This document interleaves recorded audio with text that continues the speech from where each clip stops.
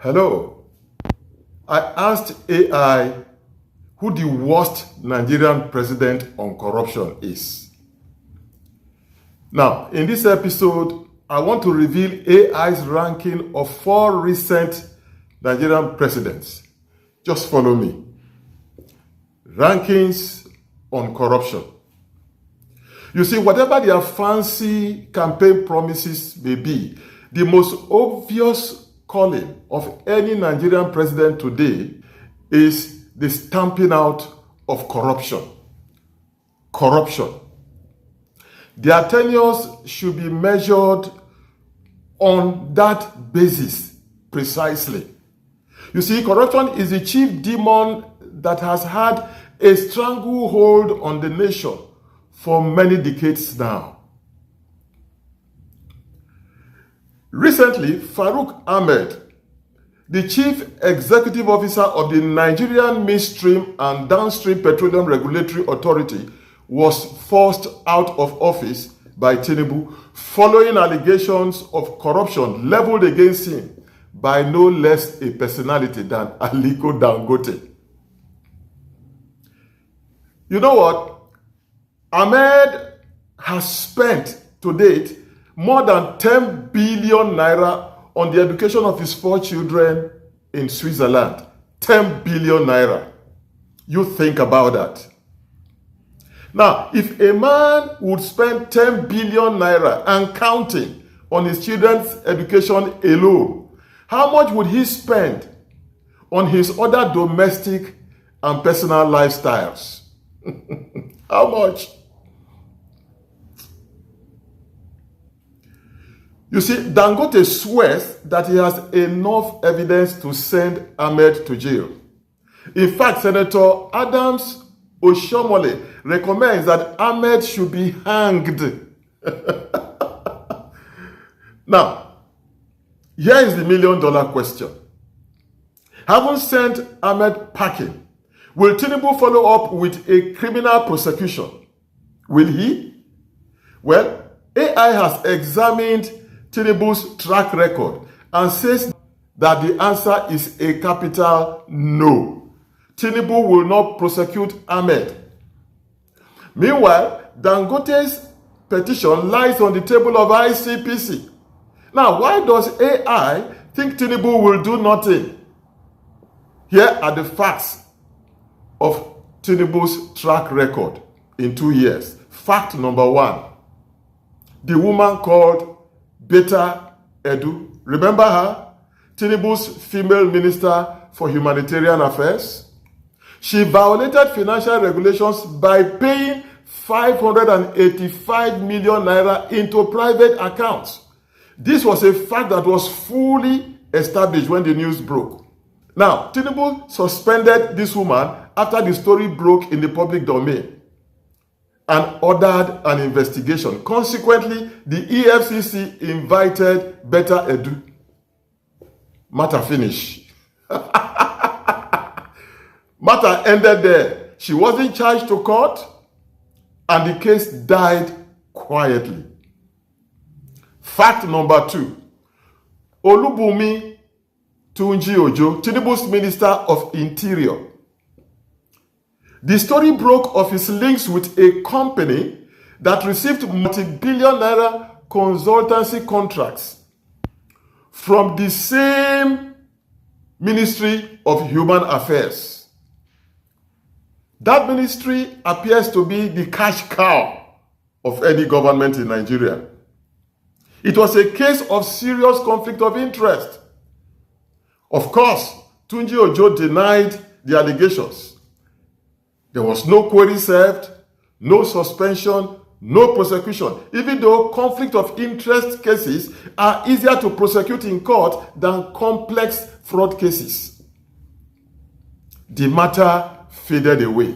Fact number 3. Fact number 3. Bello Matawalle, Tinubu's Minister of State for Defense. Now, right from his tenure as the governor of Zamfara State, this man, when he named, not they come out from any bad news. He was accused of financial misappropriation and security vote abuse.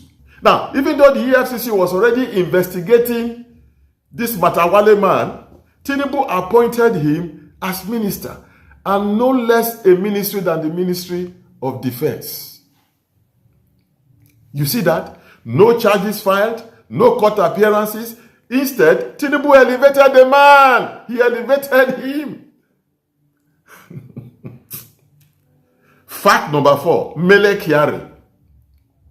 Now, this man was the former NMPC Group Chief Executive Officer who Tinubu retained under his government. Hear this. The Auditor General of the Federation flagged the following discrepancies against Mele Kyari: missing oil funds, missing oil revenues, unclear fuel subsidy deals, and unclear swapping of crude oil for refined petroleum products. No audit of the charges by Tinubu was ordered as President and Minister of Petroleum. No prosecution. The man was simply removed without charges. No charges. And the man go quietly. Quietly. Fact number 5. Halima Shehu, Tinubu's Chief Executive Officer of the National Social Investment Program Agency. This woman was accused of disobeying financial controls. She bypassed financial controls and spent money as she liked. The news broke and she was suspended and later removed from office. The EFCC, in fact, invited her and the matter died the usual death after that.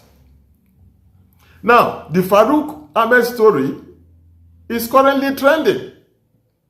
Do you see why AI says this matter will equally die a natural death? You see, there is no shortage of allegations under Ahmed Tinubu. His style of dealing with corruption is simple. Steal as much as you like.